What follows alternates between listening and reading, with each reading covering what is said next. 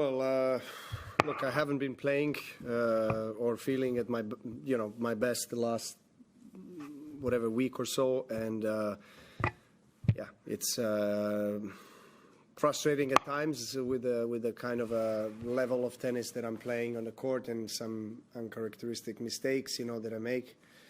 But at the same time, that's that sport. You can't always feel your best or play your best, and you have to find a way to win, which I did against the two, I think, players who possess great quality, who came out on the court believing that they can win. They were both confident. They were both hitting the ball very well, tactically had a lot of clarity what they need to do against me, and it was working well. So again, another very close match that was decided in that third set, like the first round.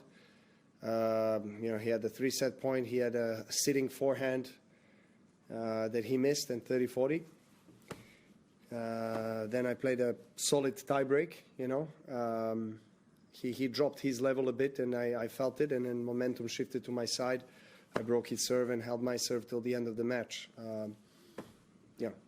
Can I be satisfied? I can be satisfied with the win. With my tennis, not so much, but as I said, it's normal to go through this kind of periods or circumstances, and you just have to embrace it and try to accept what it is and build from there. As the tournament progresses, hopefully things will go in a positive direction in terms of how I feel in play. Ask what the person in the crowd said to you that made you respond as you did. Well, I mean, you don't want to know. There was a lot of things that were being told to me, say, on the court, particularly from that corner and the same side, the other corner.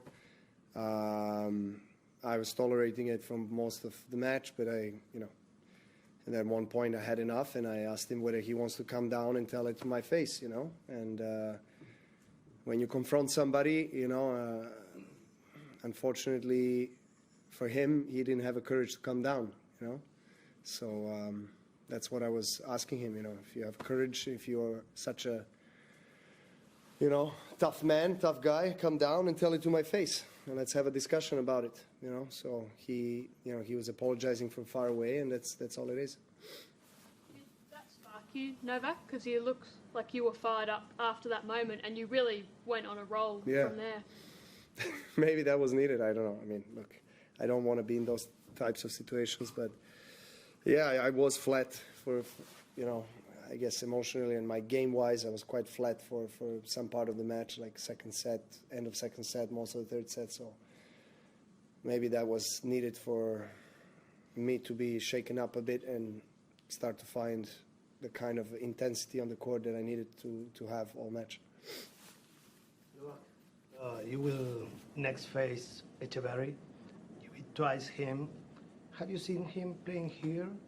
Can you give us some words? I didn't see him playing, but he beat Monfils and Murray, and quite comfortably, actually, both matches. So I will have to do my homework and see how he played those matches. But yeah, results are really impressive.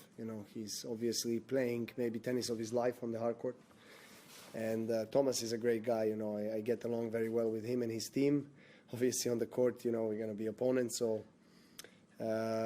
We both want to win, so I'm going to try to learn from the previous matches we had, but I think his level of tennis on the hard court particularly has improved a lot, so results are testament to that, so I have to be very, very prepared and ready for that.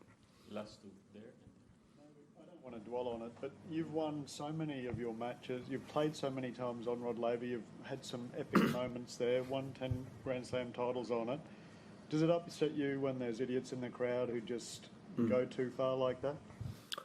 Well, it does. I mean, look, I'm not going to sit and say, no, it's all good. It's not good. I mean, of course it upsets me. I'm frustrated, and I don't want to be experiencing that, but I have to accept it as it is. And sometimes I don't tolerate when somebody crosses the line, And that's it. That's what happened. People have few drinks, I guess, late at night as well. That probably is also has an effect on how they feel and behave. And that's okay. People pay tickets to come and watch us. They want to see the show. They want to have fun. They're all allowed to do that. there's no issue. I mean, in terms of whether I never asked anyone to leave the stadium. I never asked the chair umpire to take somebody out. I wouldn't do that because, you know, he paid his ticket and he has the right to be there and say what he wants to say and behave how he wants to behave. But if somebody crosses the line, then I'm going to take it to him, and as I did to this guy, and just, yeah, ask him if he wants to come closer and tell me what he wants to tell me. You know, offend me, insult me, you know, as he did. So that's all it is, you know. He was not really keen on coming down. That's what it was. Last one. Before this tournament, you talked about going to the botanical gardens between matches.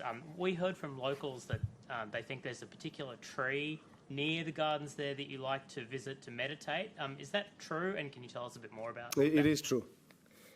It is true. There's one particular tree that I've been having special relationship with, so to say, in the last 15 years. I love every corner of botanical gardens. I think that's incredible treasure for Melbourne to have such a beautiful park and nature in the middle of the city. But that particular tree, I cannot reveal which one. No, I try to keep it, you know, discreet for myself when I'm there, to have my own time. And yeah, I just like to connect, ground myself, and connect with that old friend. What is it about that tree? You know, it's just, I got connected with that tree. I just liked it, and I liked its roots and the trunk and branches and everything. So I started climbing it years ago, and that's it. I have a connection.